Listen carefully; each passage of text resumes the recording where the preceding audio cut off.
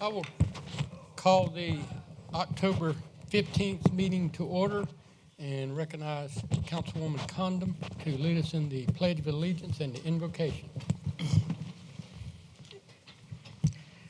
I pledge allegiance To the flag of the United States of America and to the republic for which it stands, one nation, under God, indivisible, with liberty and justice for all. Before we begin the prayer, I want to thank everyone here that's been praying for my husband. He's much better, and I know it's because of prayer. So let us pray in the way our Father taught us. Hold hands for the Lord's Prayer. Our Father, who art in heaven, Hallowed be thy name. Thy kingdom come, thy will be done, on earth as it is in heaven. Give us this day our daily bread, and forgive us our trespasses, as we forgive those who trespass against us. And lead us not into temptation, deliver us from evil. For thy is the kingdom, and the power, and the glory forever. Amen. Amen. Thank you. Pinky feet, no sweetheart. My mom always told me that. Next, get this thing up here, turn it right. Next item. Let me see if I'll pick up better here. Next item on the agenda is the reading of the minutes from October 1st, 2019. Is there a motion for approval? I make a motion. And a second. Second. Any discussion or changes, amendments? Point of information, Bob, is the live stream working? Yes, sir, I believe so. Is that a yes, it's working, or no, it's not? Yes, I believe so. Okay. Any discussion on the minutes? All in favor of the minutes being approved as written, do so a show of hands. Next is the administrative briefing. Mr. Brown, anything you want to add? No, sir. Any questions of Mr. Brown on the briefing? Seeing none. Next item's amendments to the agenda. Any amendments to the agenda? And next we have proclamation. We have a consideration of communications, and I'm going to ask Mr. Brian Pena to come forth. He wants to speak and recognize some people and fill us in on some stuff that's been going on.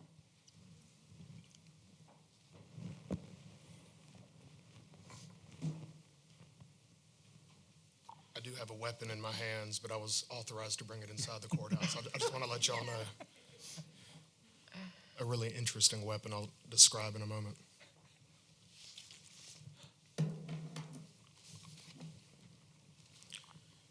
Thank y'all for having me again, Mayor, council members. As you guys know, I was here a few months ago and I told you guys how we were fortunate in the course of honoring a former councilman and an Irmo native, Al Karst, back in July.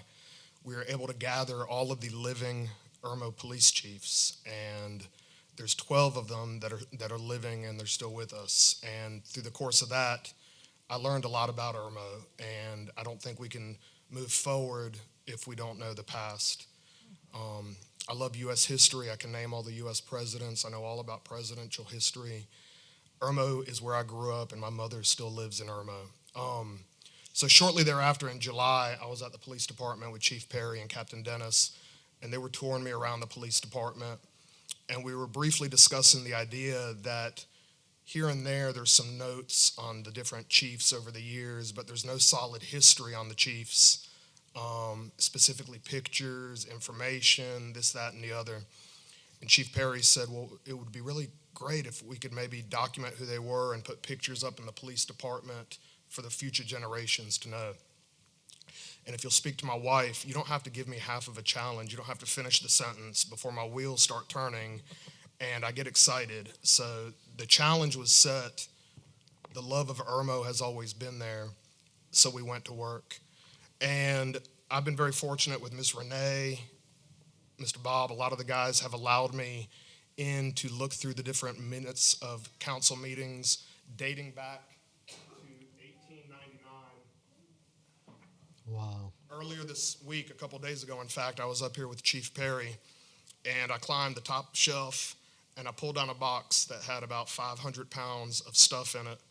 And we found the council meeting minutes from the very first town council meeting in Irmo, the very first town council meeting in Irmo. And it validated what the proclamation is going to be about in just a little bit. This is a treasure. I put it on Facebook the other day, and just for the record, I deleted it about 5 minutes later. Somebody made some snide comment on there about touching this book without gloves. I didn't want any negativity touching the pure, genuine, heartfelt reason of why we're doing this. I was also fortunate throughout. I've tracked down every single police chief. I've visited every single grave of every single police chief, with the exception of one I'll explain in a moment. I visited and met with family of 95% of the police chiefs. For the record, Irmo has had 31 human beings to serve as chief of police. Much like in the United States, Grover Cleveland was president 2 different times. He was the 22nd and the 24th president. I didn't look at it like that, although I do have it listed. We've listed 31 human beings. Chief Perry's the 31st that have served as chief of police in the town of Irmo. And I want to, for the record, quickly go through the list of chiefs. We're very fortunate that we have a lot of the family members that are with us today. And when I tell you that a lot of these family members have let me into their homes, I look like I just got out of prison like a week ago. And these people have opened their doors to me. I've sat inside their homes, drank coffee, told stories, listened to stories. The very first chief of police, I have his grandson and his great-granddaughter here with us tonight, and we're going to do a proclamation in a little bit for them. The very first chief of police is John Edmund Balknight, John E. Balknight. He lived 1875 to 1958, and his grandson is Richard McLeod. If you could stand up, please.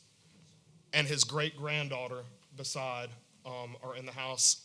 I don't know if we're allowed to do this, but I'd love to give them a big round of applause for their family.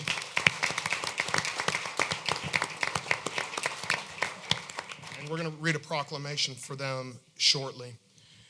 I owe a lot of people a lot of thanks for helping this journey come together. If I had to choose one human being that's helped me more than anybody else, without a doubt, the second police chief, the fifth police chief, and the seventh police chief were all Loricks. So the second chief was Hampton Lorick, the fifth chief was Wallace Lorick, and the seventh police chief was Pinckney Wade Lorick. And not only has he helped me with those chiefs, he's helping me with a whole lot more. Robert Lorick is his great nephew. Stand up, please, Robert Lorick. Has helped me. And great nephew also, Carol Lorick. Stand up, please. The Loricks, the Balknights, the Matthiases, they were huge in the early days of Irmo. Those names are synonymous with the early days of Irmo. Robert Lorick, more than anybody else, I bow to you, and I appreciate your effort. 10 o'clock at night, we're texting back and forth. We find new information, we're digging, we're talking, and he has been so wonderful. I've been to the cemetery and visited the graves of all those guys. The third police chief I've not been to the cemetery of is in Cuba. My cousin lives in Cuba, and I was in Cuba 10 months ago, and if y'all want to foot the bill for me to go to Cuba again, I would love to. Emmett Dibble met a Cuban lady, moved to Cuba, and he passed away before Fidel Castro came in, so he is buried in Cuba, Emmett Dibble.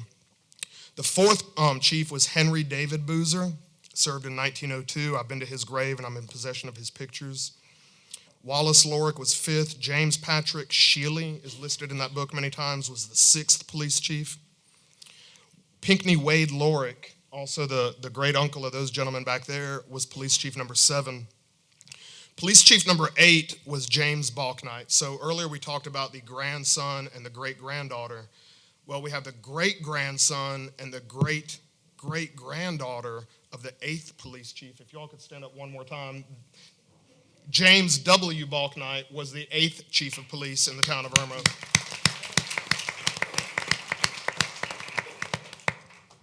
The police chief number 9, very fortunate to have met his daughter. She's here.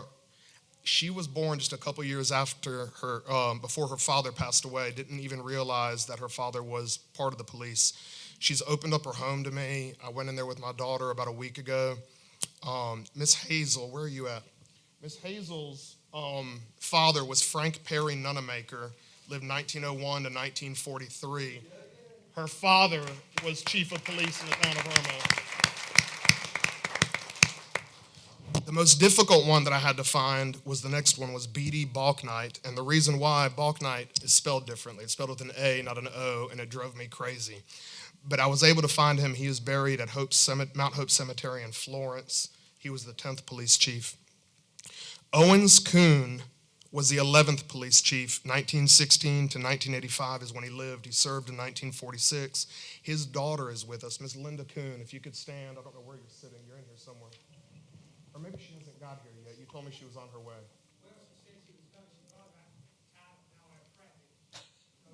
I met her at the day hospital. She works there, and I want to tell you all about tattoos. So this lady is in her early 70s, she told me, and she looked at my tattoos and she said, "Where'd you get your ink?" And I thought it was kind of crazy that a lady would ask me where I got my ink. And she told me she's wanted tattoos all of her life, but her husband never would let her. So her husband died, and about 6 weeks later, she got her first tattoo, and she's covered in tattoos. This lady is awesome. Linda Kuhn, I've developed a friendship and an admiration of Linda Kuhn, and if she walks in before we're done, I would like to have her called up. Hugh Lorick was the 12th police chief. His son is, I don't believe here tonight, is a doctor in West Columbia. Willie Horace Weed was the 13th police chief. His daughter, Brenda Weed, I just spoke to her. This is Brenda Weed. Stand up, please, Miss Brenda. She has been gracious. She came by the dojo. She's helped me with questions. Her father devoted 4 years as chief of police in Irmo in the 40s and the 50s. J. Harley Kuhn was the next police chief. He was the 14th police chief. He served for 5 years in the 50s. Miss Hazel Nunamaker in the back is the niece of the next one. So M.C. Nunamaker has the distinction of being one of two that served as mayor and chief of police in the town of Irmo. Mark Carlisle Nunamaker, your uncle. One more time, Miss Hazel, stand up, please. Give Miss Hazel a big hand. The next one, and I could talk for hours on. I've never met him, but I met his widow, his wife, and she's here. Ernest Nivens. Ernest Nivens, and I don't know what the record can record or whatnot, but to me and everything I've heard is the Andy Griffith of police chiefs in the town of Irmo. So many stories about how he would not want to take people to jail. He would take them to the house, he would scold them, he'd sober them up, whatever it took to teach them the right way before he would have to do anything with them. And part of that, I will show you two things. Captain Dennis, I don't know where he's at, and I were fortunate to go one morning to visit with Miss Dot, and Miss Dot, go ahead and stand up for me. Miss Dot loaned me for a couple weeks. These are the handcuffs that Chief Nivens used, which is really cool. But what's even cooler than that, and then what happened today is even cooler than that. So Chief Perry has a badge on him that says Chief. Chief Leapart, I've been to his house many times. He's got his badge on his dresser. Chief Nivens wore, this is the original Irmo police chief badge from the early 1900s that has been soldered about 1,000 times on the back to have a safety pin put on it because it's broken. And through conversation with Captain Dennis, their family has elected to permanently loan, I don't know what the word is, these items that are going to be on display in Town Hall for years to come, which is part of the reason we're doing this, for generations to know the history of Irmo. And at this time, Ms. Dot, can you stand up?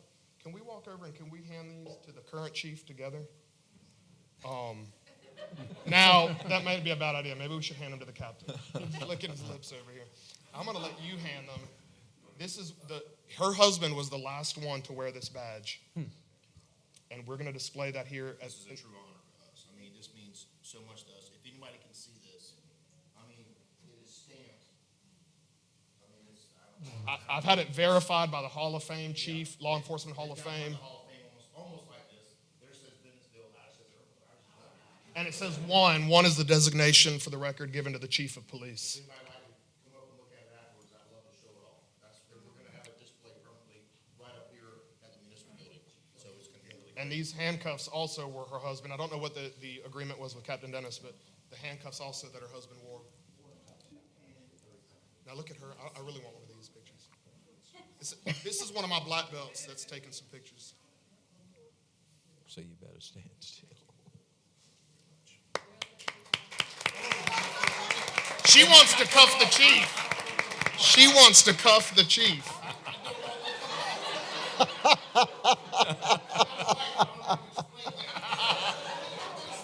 What a treasure this lady is. If I'm keeping y'all long and y'all don't appreciate this, y'all don't believe it. This is so important. This is the book of Irmo history that I was blessed to have Miss Dot write me a little letter on the inside. What a treasure this is. And before we leave, we're going to take, after we do the proclamation, a picture with all the family members. It has Chief of Police written on the handcuffs. Do you have the key? Do we have the key? There is a key in there. I'm terrified to mess with it for fear something may break. So again, let the record reflect, I bestow the title of the Andy Griffith of Irmo to her husband. Is a treasure. The next chief of police, and we're getting there, guys, and I appreciate your patience, Ralph Hunter. Ralph Hunter was chief of police in '67. He was the first one, to my knowledge, to have uniforms for the town of Irmo police. We've got it documented in town council meeting minutes, the first time that Irmo ever appropriated money to buy uniforms for police. Before then, they wore plain clothes, put a badge on the way out the door to do whatever they were doing. Ralph Hunter is buried at Sandy Grove United Methodist Church in Bethune, South Carolina. His son is Gene Hunter, is not with us tonight. I'm going to give the Chief Perry all these notes when I'm done. The next chief was C.W. Cox, 1922 to 1990. He is buried at Aiken Memorial Gardens. His son, and I'm not sure if his granddaughter, but his son is here, Jimmy Cox. If you could, before I tell who you are, Jimmy Cox, if you could stand up. This is Chief Charles Cox's son. Give him a big round of applause.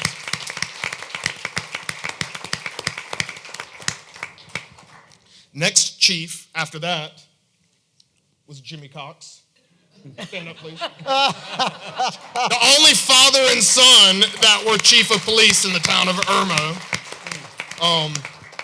This man has given me, they're on display in my dojo, the handcuffs that his father used, the slapjack that his father used back then, engraved. I love him. He comes by the dojo, tells me stories, shows me pictures. The next project we're going to do is patrol cars of Irmo over the years, and he's got tons of pictures, so thank you, sir. Next chief is Gary Finch. Gary Finch does not have a grave, but I am in communication with his family, specifically his son, just retired sergeant from Chapin Police Department, and his wife is here, Gary Finch's wife. Bill Finch and your mother, if you guys could stand up. Give them a big round of applause, please.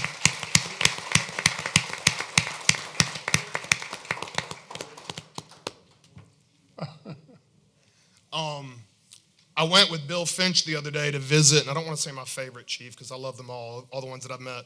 But this one truly, the only thing he hasn't done for me is cook me dinner. Every time I go to their house, they treat me like I am a part of the family. And if you don't love this man, you need to move out of Irmo. This man is such a treasure. Franklin Leapart is the next chief of police. Stand up, please. Give this man a big round of applause.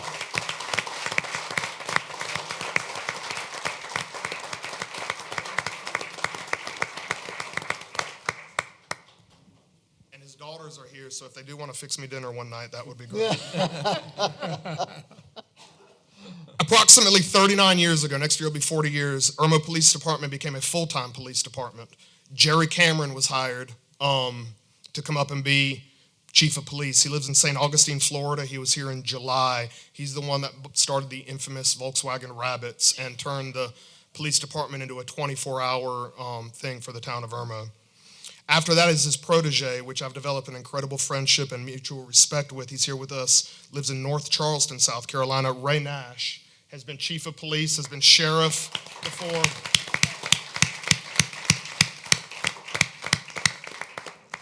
Ray Nash is helping us get the Volkswagens together. They are coming. David Byrd is the next chief of police. He lives in North Charleston, South Carolina. He is not here this evening. Don Murphy was interim police chief for about a year and a half, works for Richland County Sheriff's Department right now, FBI, fabulous human being. He had to be with his wife this evening, could not be here. Everett Howard was chief of police, currently lives in Lexington, South Carolina. I have been in his home.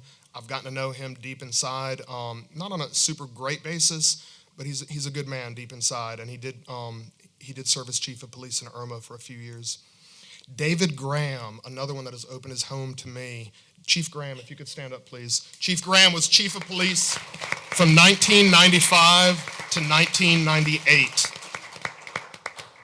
And that's when I really started getting big into Irmo. He was chief, and anybody that remembers him, he drove a blue Crown Victoria. You said 95 to 98? 95 to 98 is when he served as chief of police. Has got him listed right here, yes, sir. With his arm hanging out of the Crown Victoria everywhere he went. And there was a reason, Chief, I think you told me that you're notorious for that. With the window rolled up. You had to have the window down so you could hear what was going on. The blue Crown Victoria. Andy Blackwell was the next chief, and he was set to be here tonight. He's at home ill. He was chief from 1998 to 2005. He's a dear friend of mine as well. Brian Buck came by the dojo this morning. I spent about an hour with him, picking his brain, asking him different questions. He said he was going to be here, but I have not seen him walk in. Is Chief Buck here?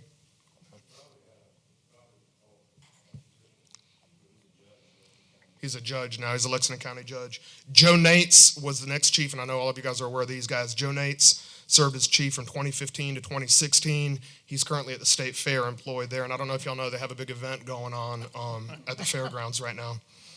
Chief 31, I've known this man for probably 15, 20 years, if not more, but I've really known him even better over the past few months. Fabulous human being. I heard a story. I was at Irmo Elementary this morning touring with Sergeant Dale and the principal, Miss Finn, can't think of her name, it's a complicated name. And they told me the story how there was an alarm that went off when you were a sergeant back in the day, and you went over there with Sergeant Dale, and you told him that the school was haunted by ghosts, and he got freaked out, and he'll never forget that story. He was tiptoeing around the school. So to this day, he thinks the school's got ghosts running around in it. Irmo's got a rich history. The mayors, the police department, the citizens, politics aside, we all love Irmo and is why we're here. I don't live in Irmo anymore. My mother still does. I come through here once or twice a week, if not more lately. Tremendous amount of respect for you guys. The last thing I'll say, two things. So we're accumulating weapons. Johnny Looney was mayor. He was not a police chief. He was a police officer. I have slapjacks that were used in Irmo. We have the asp baton. We have the PR-24, the tonfa looking in martial arts, we call it, the tasers, the cap stun. I don't even know that I knew this existed, but this was part of the Irmo Police Department in the 40s and 50s. This belongs to the Looney family. This is, what is this? I forgot what it's called. Billy Club. A stick. A blackjack. Billy. Baton? A A baton? like a billy stick. Nightstick. A billy stick of some sort. A billy stick. So this is part of the Irmo's history as well, which I think is beautiful. And the last thing I'm going to tell you, and I'll shut up, I'm going to give these to Chief. This is my donation to the town of Irmo, and I'm not done. There is approximately 20 portraits printed 8 by 10 of every one of the police chiefs that we found, to where they can cut them, frame them, whatever they want to do. Those 31 look like.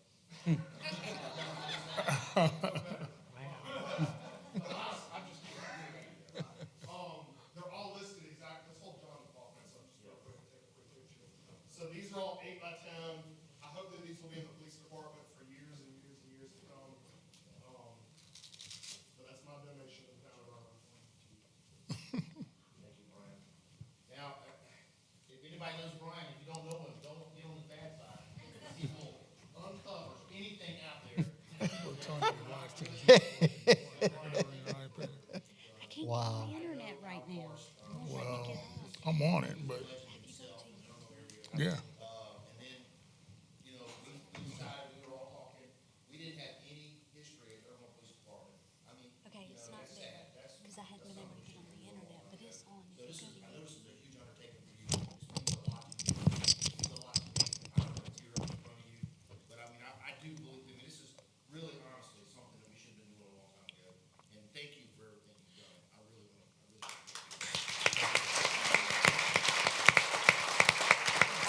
And one, It's been a labor of love. My wife has supported me getting in the truck at all hours of the night, going to find cemeteries. Notifies me. Carissa Merchant is one of my black belts. I don't know where she went. She's helped me. He's helped me what? I'm in your seat. You're in my seat. Might have to just do The very last thing, and it'll go along with what you're about to do. I guess I'll just hold it. We can present it all at the same time. Thank you, Mayor. Thank you, Council, for allowing me to run my mouth. What an honor and a privilege. And the next time I see you guys in this capacity, hopefully I'll have the keys to a Volkswagen Rabbit that you guys can, Thank you. that we can use. Thank you, sir. Thank you. very much. Thank you.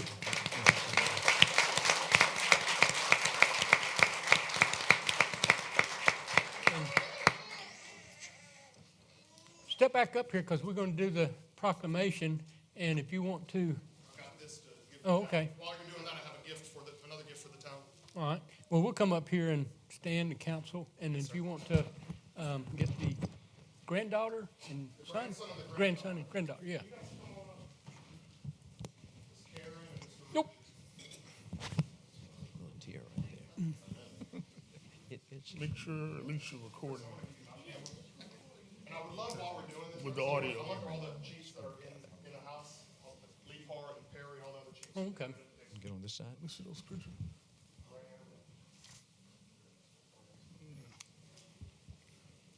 Y'all come up here too.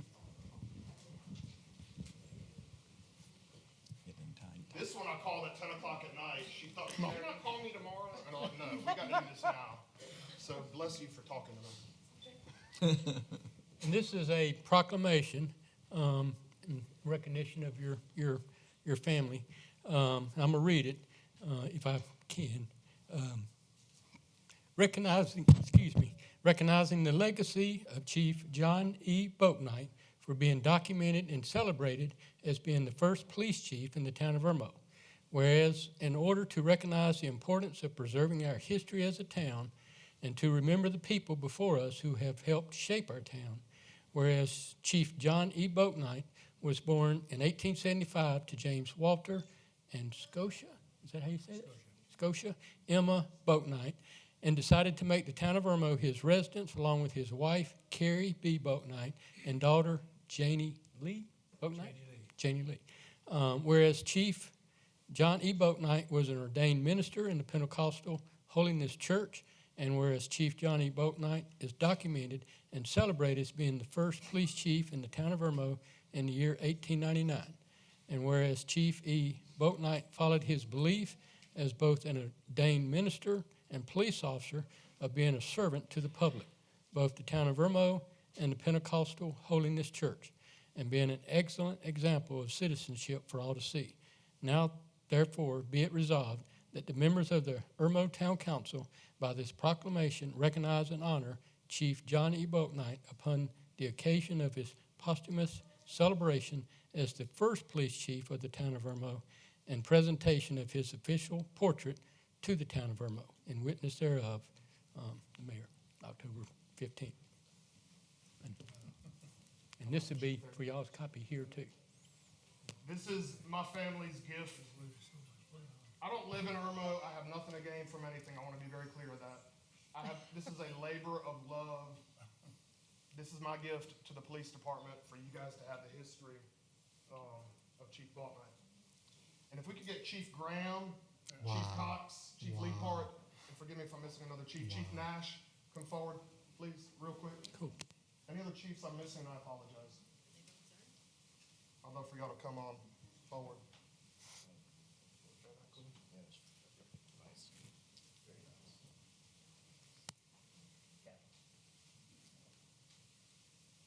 Slide over this way a little bit. We'll see if we can squeeze everybody in here. We back up. We might get them in. Turn sideways. How do we? Can we get the chiefs in the front somehow, perhaps, and then Miss Kathy, like, since she's a shorty, might have to come up. Give me Chief Gray.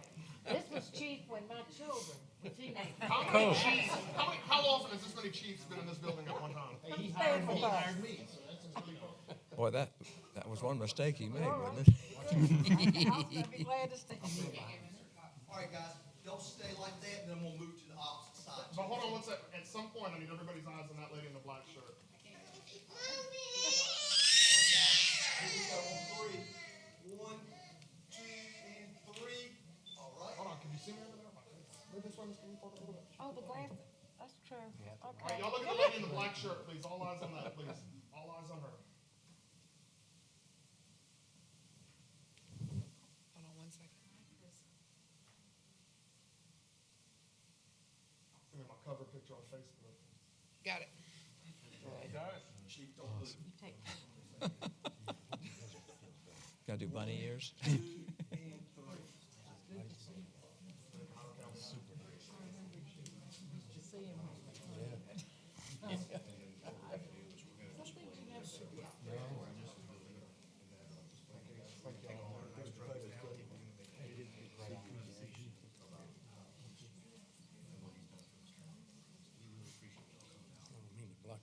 him. Behind your phone. Chief? We were missing one wife earlier. I'm taller. Come on over here. Ms. Linda.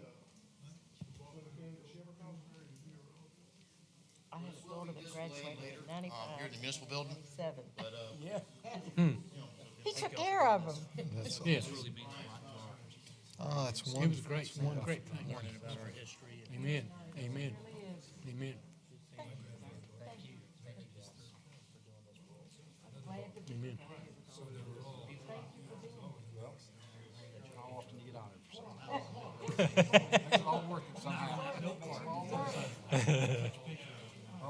Hold on, Brian's lost something. Good. I know what you Can I get in the front with this? Chief Terry, come over here real quick, sir. You got a stick in your hand. Karen, will you slide in just a little bit? Oh, my gosh. Could you be seen? Okay. That's fine. That's fine. Right. 1, 2, and 3. Should we tell them they're not centered? 1, 2, and 3.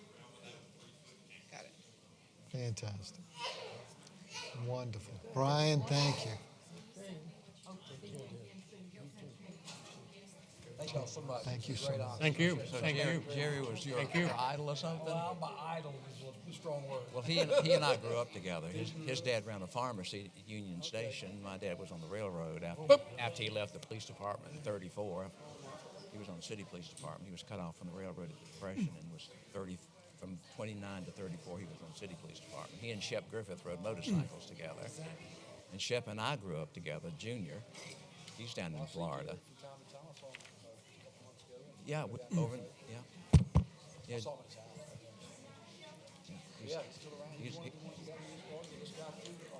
He's a heck of a good man.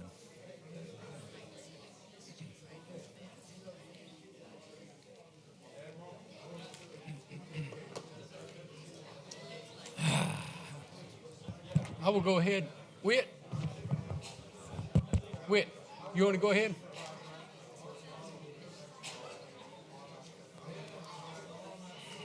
Oh, okay. You want to do your? All right.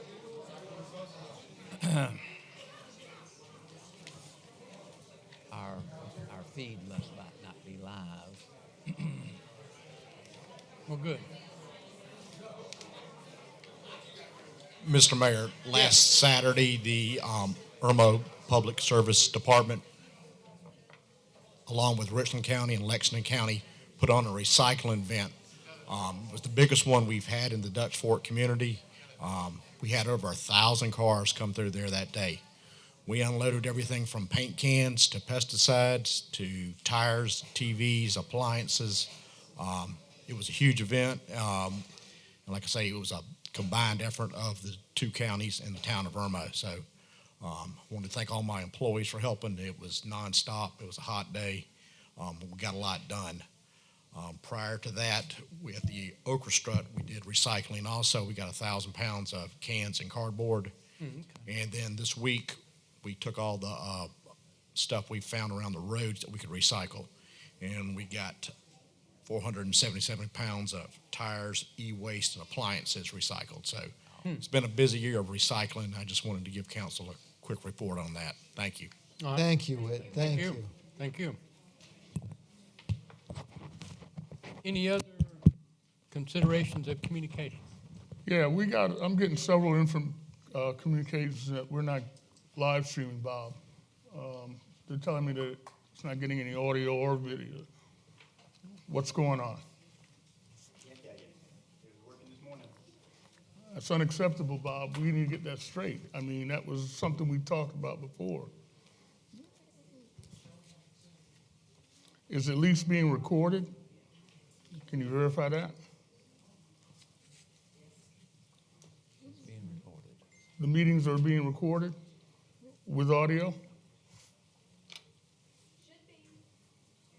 I mean, on her computer, it says it's recording and live streaming. But for whatever reason, it's not automatically downloading into the YouTube. And I don't know enough about YouTube as to why. Well, I understand it's not going to YouTube, but at least it can be live streamed on the website. I mean, people with smartphones can record it and post it on Facebook right now. But I'm trying to figure out why we can't record it and be able to broadcast it back later with audio. Is that what we're going to have again? That's not going to happen again, or what? Well, our computer people were supposed to have fixed it. It was working this, they were here yesterday. After the storm. So I don't know what's Well, that's totally unacceptable. I mean, they should be working. And okay, Any other communication? I have another communication. I've been walking neighborhoods, and remember that situation we had over in what's the name? The subdivision where the streets weren't fixed. What was that not Coastworth? Cornerstone, where the streets weren't accepted into the county because they weren't done properly. I understand over in Rose Oaks, we got that same situation happening again. Do you know anything about that, Bob? Well, phase 1, 2, and 3 was done before this council was elected back in 2015, and we changed the law after you guys came into office, and so we've got phase 4 money that we're not giving back until it gets fixed. But phase 1, 2, and 3 was in the same boat we were in 10 years ago. Okay, so phase 3 money has been kept. Phase 3 and 4, 3 and 4? And how much is that? about 30,000, 32,000, somewhere in there. And it's gonna cost a lot more than that to get the roads up to par, you think? More than likely, but we haven't had the county come out and inspect yet. We're still waiting for the developer to complete the as-built plan, which is required by the county before they'll inspect it. All right, let's keep on top of that, because like I said, I just found out about it a couple of days ago that we may have that same situation again. Known about it for about 6 weeks now, trying to get the developer to get the plans done. Okay. And next item is presentation by citizens for agenda items. And let's see. Oh, no one signed up for agenda items. So next is unfinished business.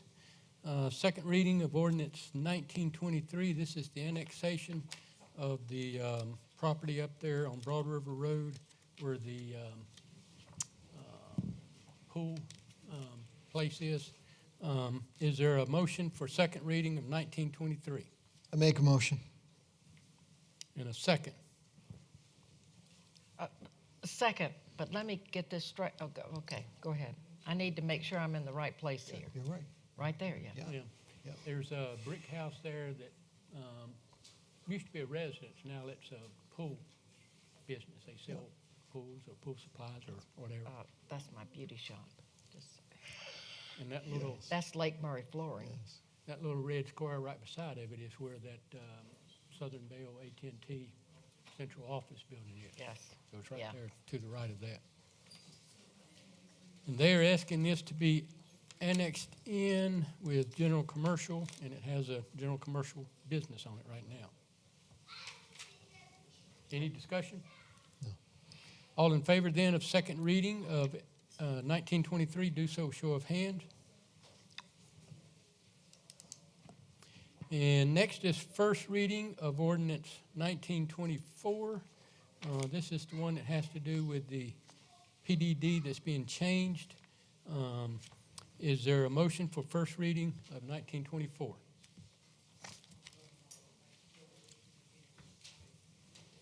I do want to make a motion because I want to hear a little bit more about it. Is there a second? Are we talking about all the green here? Yeah, that big green Okay, out I'll there. second, because I want to know. That's too much. And I guess, Bob, has the planning commission met on this?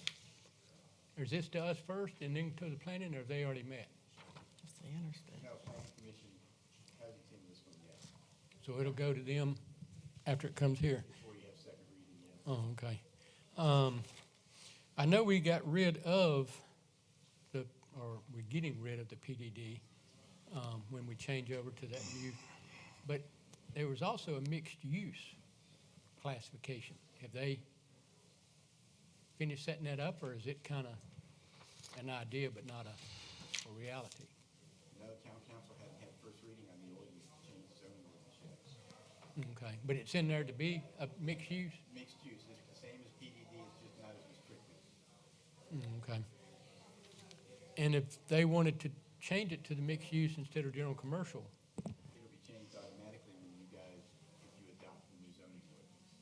so it'll change from PDD to mixed use automatically. Do we know anything about the use of this or the reason? They just want to make it general commercial, I think, to sell, makes it easier to sell it, but I don't know what their plans are, they haven't told us.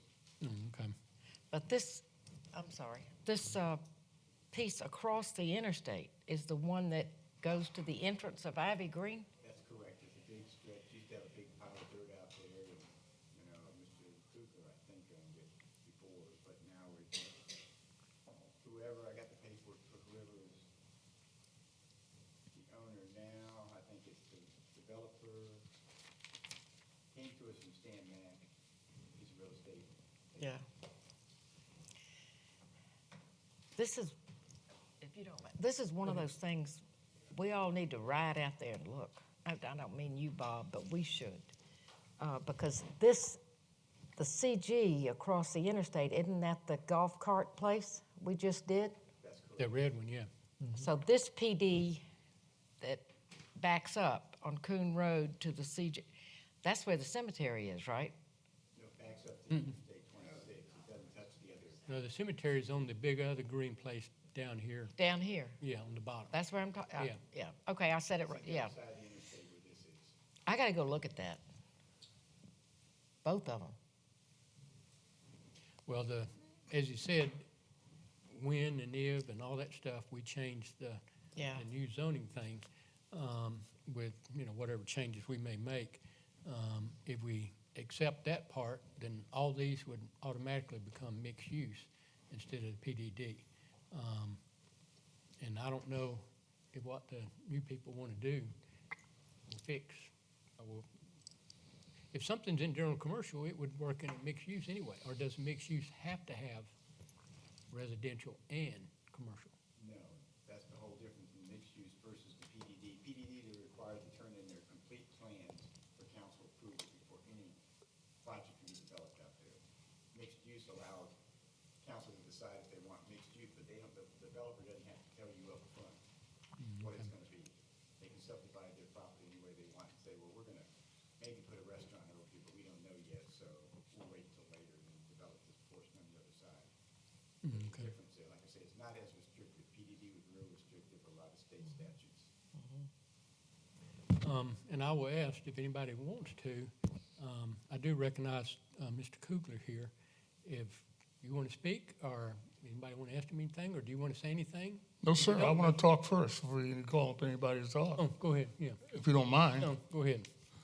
I make a motion, we defer this until the next meeting, so we have an opportunity to look at this property. All right, let me make a note here.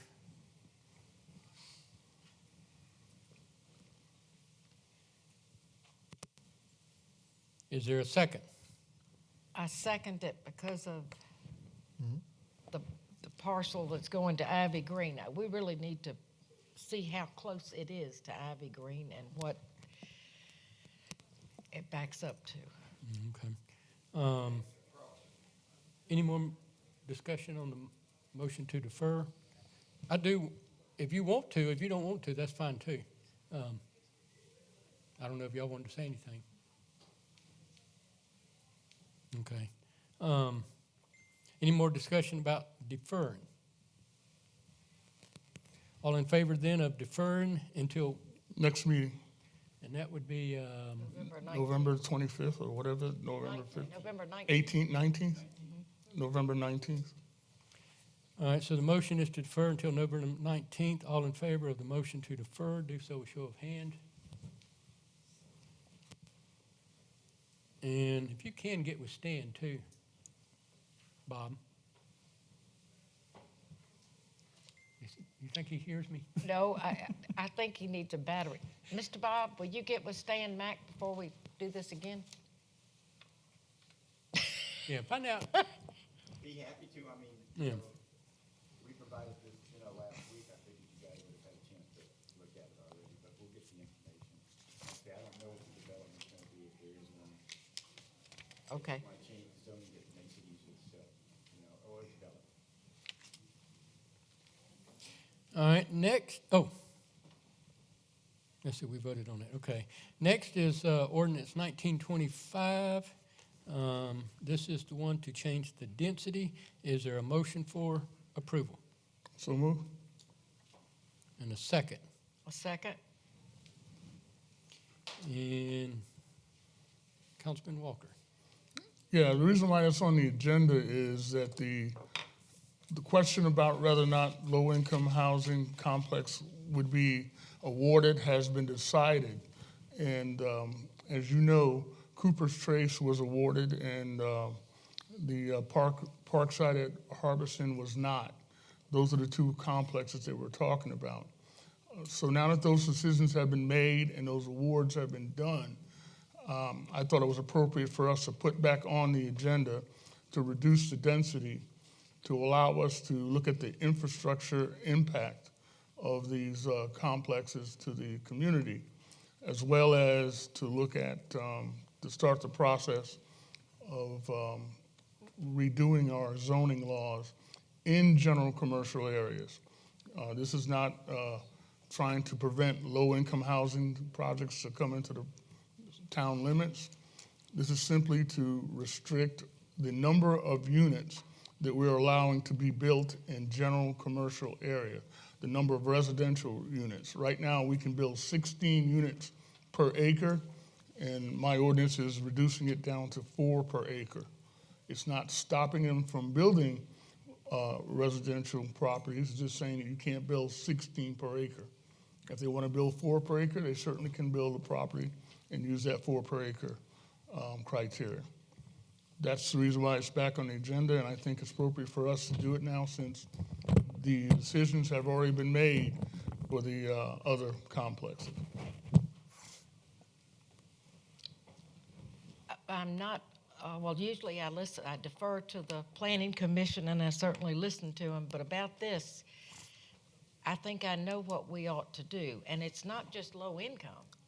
This is any multi-housing area, and until we know the expense, the police coverage, the traffic amount, and so many other things. Infrastructure impact? Yeah, I just, it's like we need a moratorium. We need to back up and look at what we can do and what can we handle. I would hate for anybody to have an apartment complex of any type that we couldn't support with police, with anything. And I don't know where we are. I wish I did. I don't know where. I remember the budget meetings thinking, I hope the Honda dealership does well because otherwise we're in the red. And that is another consideration. But I just think there's too many factors here for us not to change it and think about it and see what has to be done. See what we can handle. And I think it's our responsibility. It's apartments that I'm concerned about.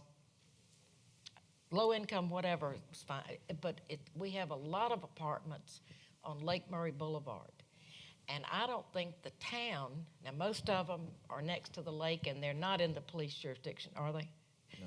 But they could be, because there's land that could be used for that. And I'd hate to do that to y'all if you didn't have, or you didn't tell me we can handle it. And I haven't asked, but, you know, I would want you to be able to. So I think changing it to 4 is appropriate. We've changed it several times, so as soon as we think we can handle it again, which could be as soon as next year, we can change it back. But I was against the change this last time. A couple of us were. And I think we need to go back and re-look at all the factors that go into an apartment dwelling. That's just my opinion. Anyone else? Well, Kathy said go back the way it was. The way it was, and we voted to keep it that way, was 7 units per acre, and it was raised to 22. And then it was changed to 16. It only went from 7 to 16. It never went to 22. I thought it went to 22 for some. Well, I 16. think, Long jump from 7. But in walking the neighborhoods, and especially the neighborhoods that were involved in what could have been, a lot of these people are my age, some a lot older even. I ran into a lady today that was 91 and... Older than you? Yes, 91. I told her, I said, no, you're just 19. My mom did that when she turned 91. But she's concerned with a change in Lexington Richland 5's school that backs up to Carmel Commons. She goes into her den at night, and the lights come on in the school playground. They reconfigured it, and when she goes to her bedroom, the lights are on, and she's had to put almost like blackout drapes, which goes back to World War II to block out lights. Point of order, Mayor. Point of order. Will you get the councilman back on task, please? I think he is on task. I am on task, Mr. Walker. I'm explaining why this lady was complaining and wants the Richland Lexington 5 to do something about the lights that are in a school district that We're are talking impacting her. about reducing the zoning density from 16 to 4. He's got the floor. Let him finish. Adjacent to the school are apartments. And all of this was built after these people bought their I'll live here forever homes.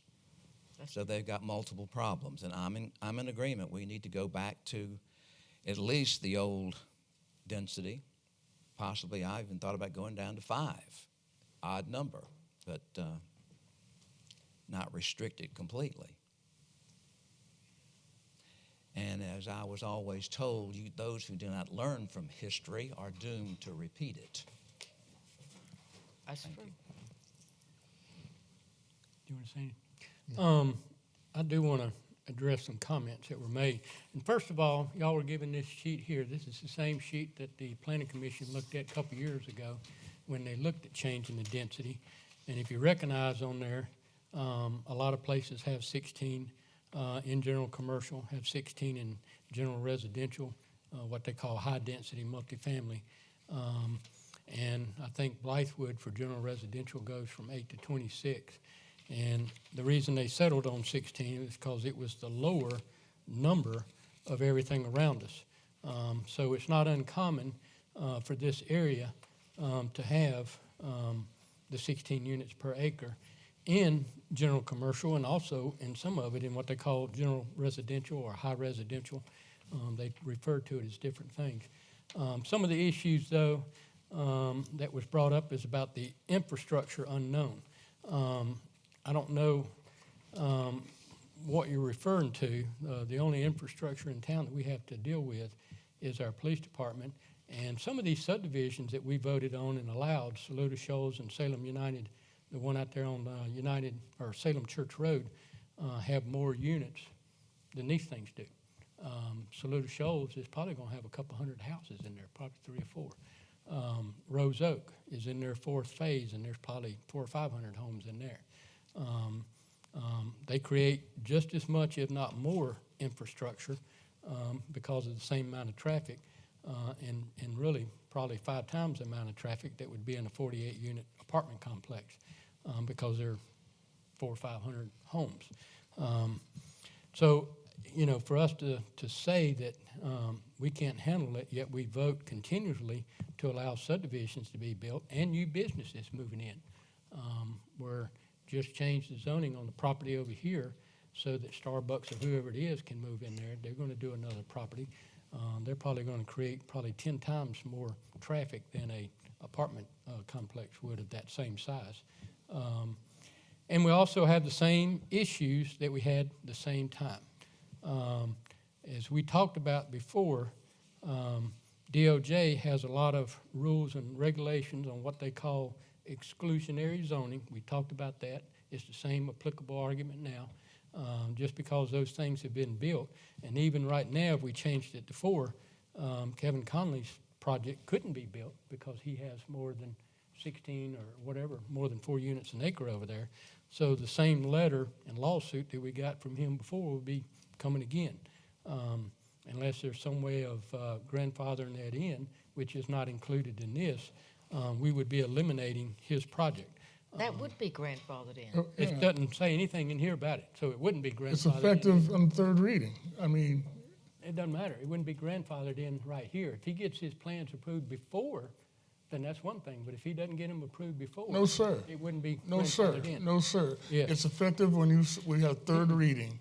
It's And effective, third reading is yes. not going to happen until we get a new council. So We don't I know mean, that we're going to get a new council, and we don't know that it's going to pass at third reading. We don't even know if it's going to pass tonight. But still, Right. this right here would eliminate him from building. No, it would not. It would. It will not. If it He's passes already and he been ain't got- passed. If he ain't got his plans approved before this passed, then he would be. So we'll say restricted by effective that. on third reading. How's that? Well, you don't know when third reading's going to come, and you don't know when he's going to get his plans approved. That's another issue. We still have the same effect. But It that was- could be fixed That could be fixed, by yeah. saying Right. grandfathered in. But it isn't fixed here tonight. It isn't addressed. No, But we that's- still have the same issues with the exclusionary zoning, the disparate effect that's created by this. And we got a lawsuit right now with DOJ. It's my understanding and opinion that they're going to turn around and look at this and say, we're trying to exclude people of color, people of minorities, because the majority of people that are in the low income are going to be minorities. They're a protected class, and they're going to jump all over that. That's a racist comment. No, it's not. You're It's saying the that truth. all minorities, all low Did you income say people are. all? I You think just I said, majority. right, the majority of Majority. low income people are minorities. Majority and all are not the same. You need to. Majority and all is not the same. No, it's not. You ought to know that. It's like up here, we can have a majority of 3 people, but that's not the same as all 5 voting for it. It's not unanimous. As far as the other places, they're not in town. And for you to say you haven't asked but need to know how we can handle it, we ought to know all that before we vote on something, not after we vote on something. We shouldn't change something and then come back to it. I don't believe I we'd didn't come vote back to to it. change it in the first place. Well, you may not have, but it got changed and council changed it. Planning Commission recommended it a couple years ago. They're the ones that recommended the 16 instead of the 22. Anyway, to say we're going to change it back and change it this way and change it that way, why don't we just figure out what's the best way? We sent it to the Planning Commission last week and asked them to look at it. We asked them to come up with some good stuff and come up with a way of doing this. If you look at that thing that the other counties do, some of them tie it to roads, some of them tie it to whether it's on a main road, a 5-lane road, or a 2-lane road, and this and that and the other. Some of them allow up to, with no maximum. They just base it on if you can fit those apartments in 40% of the land, whatever you can fit in 40% of the land, we don't care how many units. Some of them also, I think Blythewood bases on how many are 2 bedrooms, 3 bedrooms, and 4. But if you look at this, 15 per acre in Lexington, 16 in Blythewood, 16 in Richland County, 20 in Lexington. Richland County is 8, it says on there, from Not low for general density. commercial. What I'm looking at says 8. I don't know what you're looking at. What are you looking at? I'm looking at the one here for Says Richland right here, County. It 8. says general Richland commercial, County. 16. General commercial, 16. What's that? General commercial, 8. No, that's residential. Residential, right, residential That's units, right, residential. multifamily, and 8. General commercial, 16. 16 per acre in general commercial. These are businesses. and you technically want your businesses in general commercial areas, not in residential. So for us to do that, I think we're asking for trouble. We're asking for the DOJ to turn around and go, oh, they're doing this. Why? Because of low income. That's why they're doing it. That's what's happened. That's the argument. That's the case. That's what they're going to look at. They're going to look at the episode where you were on TV. They're going to look at those screenshots and say, this has come about because of low income, and they're trying to disqualify that. And I think they're going to kick it out and file a lawsuit against us, and we're going to be dealing with that. Didn't we So- have a federal attorney tell us it would be fine to change this I don't by remember that. October? Okay, I do. I don't. I remember there Federal was a attorney time told that- us after I this has remember been with all settled. these other stuff Otherwise, I going wouldn't on, have- and with us changing it, they would probably be aware of it and probably be looking at it. And I mean, you can read that 186 pages, and it tells you exactly what DOJ looks at when they come after somebody, and everything that we've done is what they look at. We've pretty much followed footstep what not to do. So Just a point of information. now, Point of information, please. When it's apartments, it's a business, and we get business license fees for it, right? When it's residences, we don't have property taxes. So all we're going to get is franchise fees, right? yeah, unless somebody's building a house in our town, then we get a fee off the builders and the Understood. contractors and all that Understood. kind of stuff. Yeah, but that ends once Yeah. the residents are sold. The homes are sold. As opposed to a business which continues. An apartment business would continue, right? Yeah. Okay. Now, I've also came up with something that I would put on the table as an amendment, and asked us to consider that and send that to the Planning Commission, along with the idea that we've already sent it to them and asked them to look at it. But this is coming off this thing here, off of Lexington and I think someone else. And it basically says maximum residential density in a general commercial zoning to be based on the frontage road classification, because we've talked about the traffic before. And they do theirs over there. And I put 16 or 17 here because I thought that's what Bob said we were, but 16. 16 per acre for arterial roads with 5 lanes. So I clarified it a little bit more because some arterial roads may not be. But if it's on a 5-lane road, then you can do 16. If it's on a collector road, which would be like Irmo Drive or something like that, or a 2-lane state or federal highway, you can do 10 per acre. If it's on a local road, 7 per acre. And any multifamily housing project that abuts single-family residential neighborhoods must increase the buffer by 20% for density of 10 or more. So if they build 10 or more, they got to increase the buffer 20%, whatever that means. And this is not written well as far as all that. But that's why I think the Planning Commission needs to look at it with some ideas of what we're wanting. And if it's 10 or more, they got to add, the density. If it's 15 or more, they got to add 10 foot to their setback, which sets it back further from the property line. And then they got to do a 20% more buffer than what we require in a normal general commercial abutting up to a residential neighborhood. And I think this would give the Planning Commission a little bit better idea of what we want to do, because I don't think we need to get rid of apartments, and I don't want big apartment complexes in here, but we don't have a lot of land left to build, like the ones out on Lake Murray. But for small apartment places, I don't think there's going to be any more traffic, any more infrastructure than it would be for a 40-unit. I mean, if we go into some of the neighborhoods, Carmel Commons, I think is 90 homes. Belmont is probably 40. Hamilton Park's probably 50 or 60. Settler Station is probably 50 or 60. I mean, they're the same size, same amount of traffic coming in and out of them. And we allow neighborhoods to be built, but not apartments. And I think, too, when we get rid of apartments, we're going to get rid of a lot of young people moving into our town, people that may want to come in here and buy a house but want to look around first, who end up going somewhere else and then skipping us. I think there's a lot of reasons why, instead of doing knee-jerk reactions, we need to send it to the planning and give them time. They just got the thing a couple weeks ago, whenever we met last. They haven't really, I mean, it was on their agenda last time, but just to talk about it.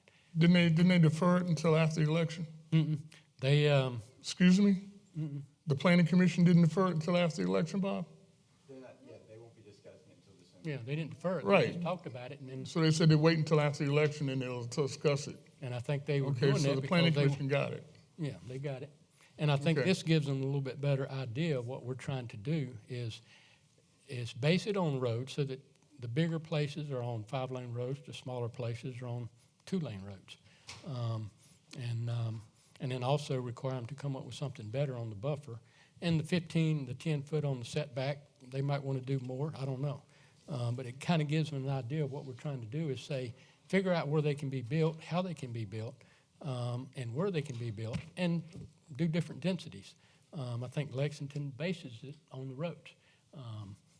But, And they have bigger buffer zones than we do already. They but already that have. doesn't take into account the traffic count we've already got on Lake Murray Boulevard. Well, we're going to allow Dula Building to be built. We're going to allow the Starbucks to be built. And We're gonna allow who? The Dula Building. What's it gonna be now? I think it's still going to be that, whatever it was, Domino's or whatever. Oh, that'll be fine. And, but we're going to allow We approve that. that. And, that Starbucks or whatever it may be that comes in there, these 48 units, I think, based on that website, if you put all the information in there, about 400 to 500 cars in and out a day. The same Starbucks is like 3,600. So, when we talk about traffic, and so anyway, I just think we need to, and I'm gonna make a motion to, and if y'all need to look at that, to amend it to this. And if it gets a second, we can talk about it. If it doesn't, it doesn't. You just talked about it. Can we vote on it? Well, y'all might want to look at it better, and that's supposed to be 16, not 17. So anyway, I'll make a motion to amend it to this, and is there a second? I'm going to second it. I want to talk about it some more. Let me see. And Renee, I'll give you a copy of this.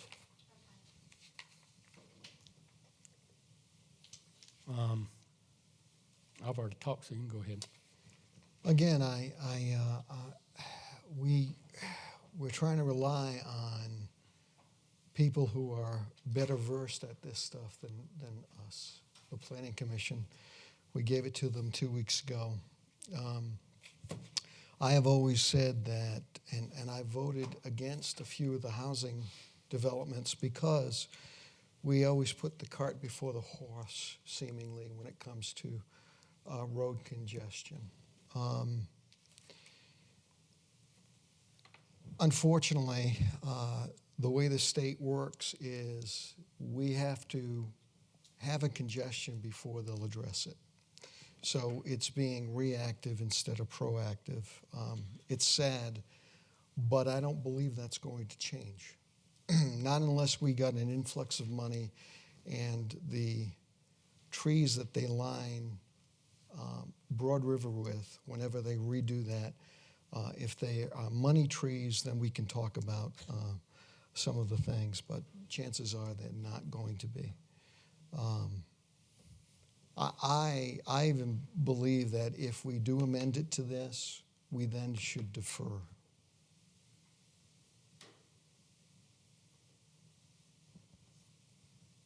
Any more discussion? I think that's a misnomer, Mayor, about this. We're cutting out apartments altogether.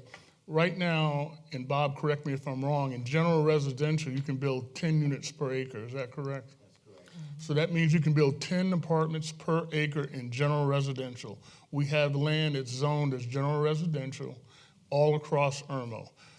What I'm saying is that in general commercial areas, clearly we don't need to have multifamily residential units at 16 units per acre.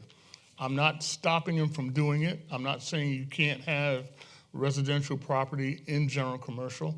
All I'm saying is that right now, until we have a look at our impact to the infrastructure, we need to restrict it to 4 units per acre. And then after the planning commission gets a hold of it and looks at it, maybe they'll come back and recommend a different number. That's fine. But right now, since all this other stuff's been settled and been decided, we need to go ahead and make that change happen and make it retro, or make it active, or make it effective as of the end of third reading, or whenever that happens. Well, I'm looking at a zoning map of Irmo, and there's one tract of land out here where Saluda Shoals is zoned general residential, and it's getting houses built on it. There's another tract out here on Muskrat Road, and we just voted to allow the patio home subdivision to be built out there. And so that leaves 1, 2, 3, 4 little tracts left. So they're, How many's in a tract? How big is a tract? I don't know, I'm just looking at 20, 30 acres of tract? No, I doubt it. They look like they're probably, where is that thing we just voted on? I can't tell if that's it right there or not. Oh, there it is. Yeah, they're probably about the same size as that tract, or smaller, actually, than that thing we just voted on, changing the, annexing it into town. I don't know how big that is, but these are not that big. They're smaller than the thing that we just changed the zoning on, so that thing, I don't know. Bob, do you remember how that neighborhood, how many homes that neighborhood had on United, on Salem Church Road, that patio? Yeah, I think it was 24. 24 homes? But that's just what we got proposed. I mean, we haven't got actual building plans Right. yet.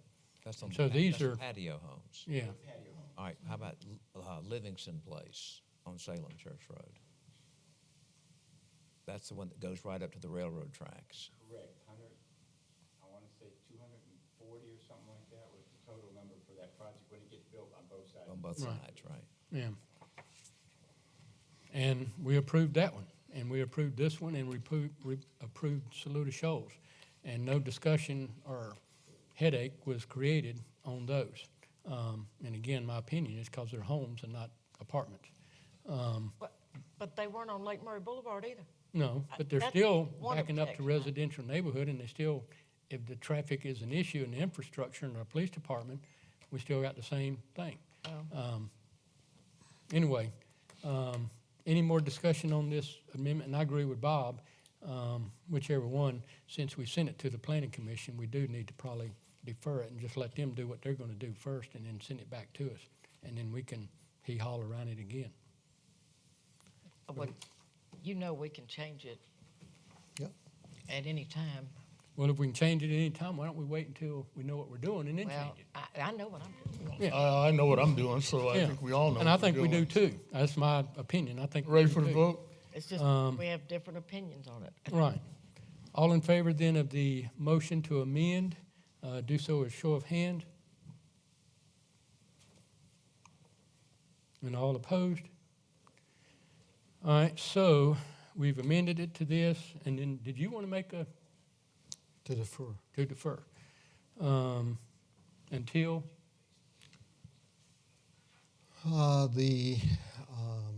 The second meeting in January. and do you know what that is, Bob? No, sir, not off the top of my head. Second meeting, or the only meeting in January. We don't usually have the first one. Do, Yeah, the first one's probably all right. Yeah. New Year's. It is to the first. Sometimes we have the first one in January, just like the 4th, or 5th, or 6th, but I just don't know. I don't have the calendar in front of me. All right. So this is to reduce it to 4 and to do all of this? Or are No. you saying take the reduction out? We just made a motion to amend 4-1 to this here. Right, but Yeah. But Now take we're gonna defer the, this. take the other one out. Yeah. Okay. And what was the date? January 21st? 21st? Yeah, because we will meet on the 7th and the 21st. So yes, we will meet twice in What are you gonna do, the So- 7th, or? no, the 21st. Okay. I thought we'd All right. get rid of the first one. No? Well, the The way it's, the we'll be first, voting in December the first is for the Wednesday. schedule next year, It's a Wednesday. I thought we'd get rid of the first meeting. I don't know. so we won't know until that meeting when we make the schedule. That's correct, Right, for next year. yeah. Okay, We do have 2 meetings, Barry, when we've got them Right. far enough away from right. So is Got there a it. second on this deferral? Second. All in favor then of deferring this as amended, and Renee, here's your, do so with show of hands. All opposed? All right. January 21st, is that? Next is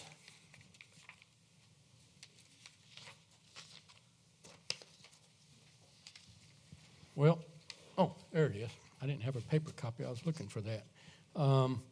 After we voted last meeting, Chip had some concerns about that word that we had, active campaigning. Wasn't that what it was? Yeah. And he didn't like that word, felt like there were some issues with it.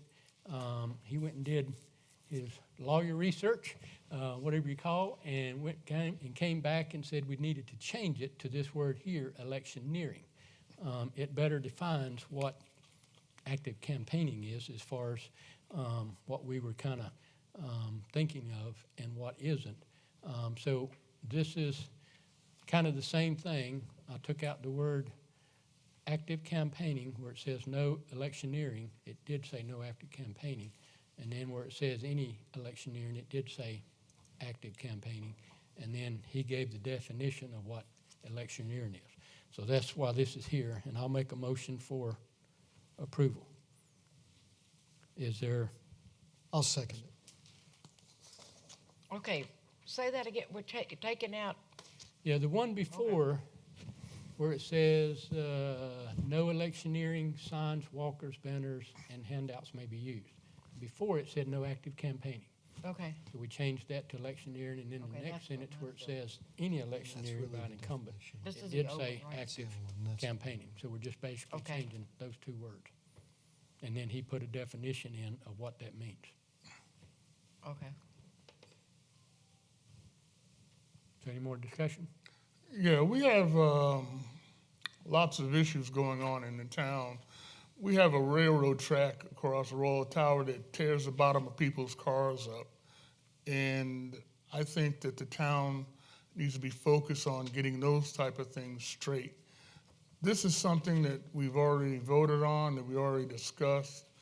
And because, Chip, you feel like the word campaigning was not proper and that electioneering is more of a proper, proper nomenclature to handle, it seems to me that that's fine, but what's the penalty if we do it? We don't have any penalty set forward for electioneering, I don't believe, in our ordinance or in our code.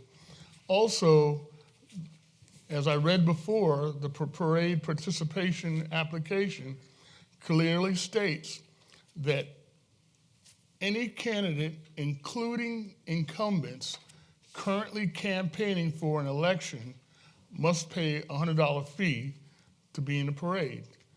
It's clearly written in black and white. So my $100 is right up here on the counter. Where's all three of your $100? The only person up here that doesn't need to pay is Kathy Condo, Councilwoman Condo.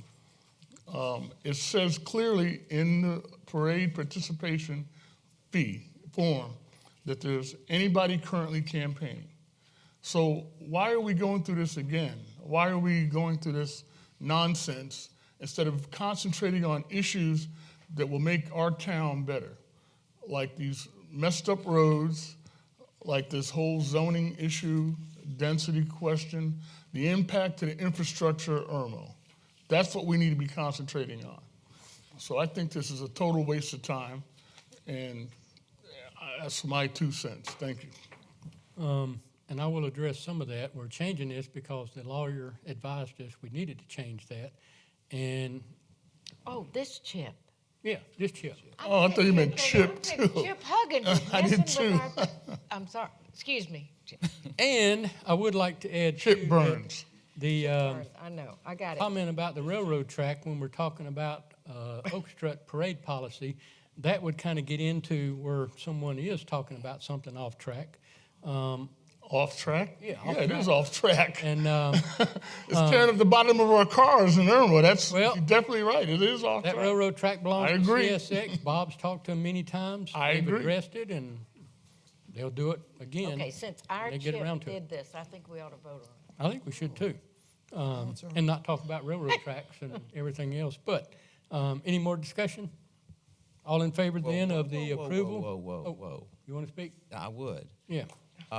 When I was sending my application, I specifically asked Larry, I said, is this the same policy as before?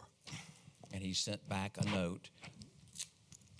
Current council members their fee is waived Right. We if did get they're an not email. campaigning. Yes. If they're not I campaigning. said, you mean we don't pay $100? He said, no. But if you want to pay the $100 and campaign in the parade, you must be in the back of the parade with all the other paid participants. And I've got that in writing from the chairman of the Orchestra Commission. Well, okay, I understood if your sign said your name, And that's it. Irmo Town You're Council, not campaigning. that was, because that's all my sign Yep. says. Then that's not campaign, Oh, that's okay, good. identification, right? Then we'll agree. Unfortunately, that's not what the parade policy says. It says any incumbent currently campaigning for an election. It's black and white. It's clear. And I And- think, Chip, you can handle that, handle the English language. It's right there. It says any incumbent currently campaigning. Are the three of us not, or the four of us not currently campaigning? If you're not, then say you're not running for office, and then we can have the election tomorrow. We also got the email that he was talking about, that Julius was talking about, where he says the incumbents that are not campaigning from the front don't have to pay. If they're going to campaign from the front like you did, then they have to pay. Okay, wait a minute. You got an email, you said? Yeah, you got an email too. I don't have that email. Is this another secret email that No, y'all been you got passing it. back and forth to each other? Larry Slaughter, Mr. Walker. Well, I didn't get a Every- copy of the email. Did I y'all got have it it? after I sent it. You got it, but I didn't get it. Yeah. Yet another example of them Your passing name was emails on it. back Your and name was forth on it. It was and making never- decisions Name's about on it. council. Your name's on it. Yep, it is. Where Your is name's it? on the thread. He's pulled it up. I don't know where it is. I don't have it. Well, maybe you erased it, but he sent it to you. Why don't you send it to Barry right now? Well, if you got it, send it to Barry right now. Forward it to he's got his thing up. It came from about 9:20 something, 24, 25.